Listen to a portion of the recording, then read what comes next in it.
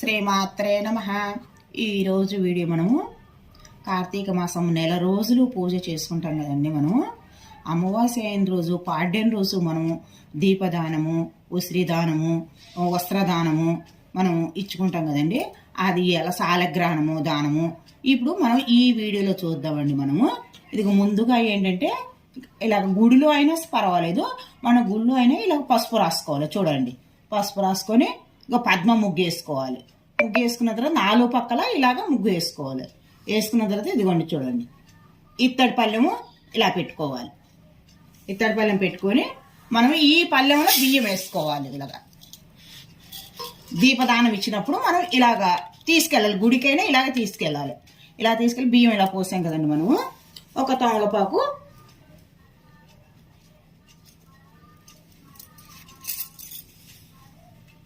ఒక తమలపాకు ఇలా వేసుకోవాలి. ఇదిగో చూడండి,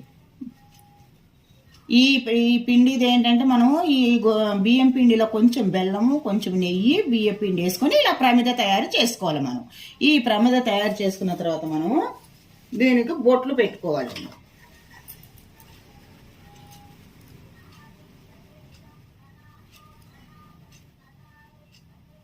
ఇలా 5 బొట్లు పెట్టుకోవాలి.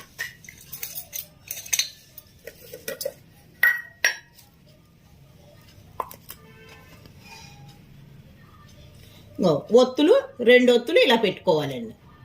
ఇదిగో చూడండి, 2 ఒత్తులు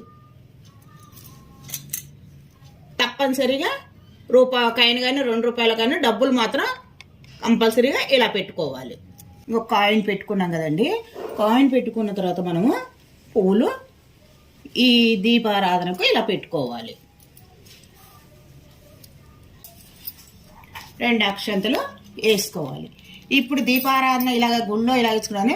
మనం పంతులు గారు మరి ఏంటంటే ఆయన ఆచమానము, గోత్రనామాలు అవి చెప్పిన తర్వాత ఆయన పూజ చేయించినప్పుడు మనము ఇలా ఒత్తి వెలిగించుకొని మనం ఆ స్వామి పూజ చేసినాక స్వామికి దీపదానం ఇవ్వాలి. ఇలాగ తీసుకెళ్ళాలి. మనం ఇంటి దగ్గర నుంచి ఇలాగ దీపదానం అంటే ఇలా తీసుకెళ్ళాలి. ఉసిరిక దానాన్ని కూడా ఇలా ముగ్గేసుకున్నాం కదండి. మళ్ళీ ఇలా ప్లేట్ పెట్టుకోవాలి. ఇలాగా ప్లేట్ పెట్టుకొని బియ్యం ఇలా పోసుకోవాలి. ఆకు మళ్ళీ ఇలా ఆకు పెట్టుకోవాలండి. మళ్ళీ సలివిడితో పిండి ప్రమిదలు చేసుకున్నాం కదా, దాని మీద మనం ఉసిరికాయ పెట్టుకోవాలి.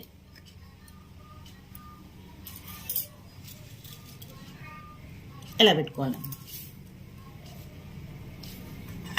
దీనికి బొట్లు పెట్టుకోవాలి. మనం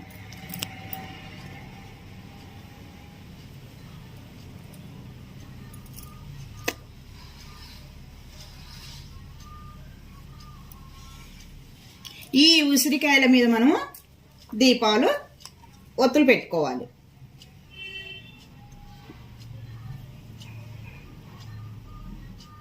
ఎలా పెట్టుకోవాలి. ఇక ఇవైనా ఏంటంటే మనము దీనికి కూడా మనము పెట్టుకొని పువ్వులు పెట్టుకోవాలి. ఇలాగా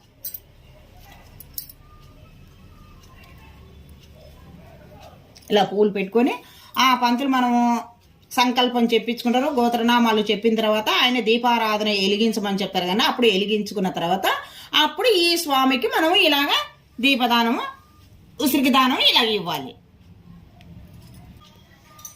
సాలగ్రామ దానం కూడా అండి. మళ్ళీ ఈ ముగ్గు మీదనే ఇలా ప్లేట్ పెట్టేసుకొని వేసుకోవాలి.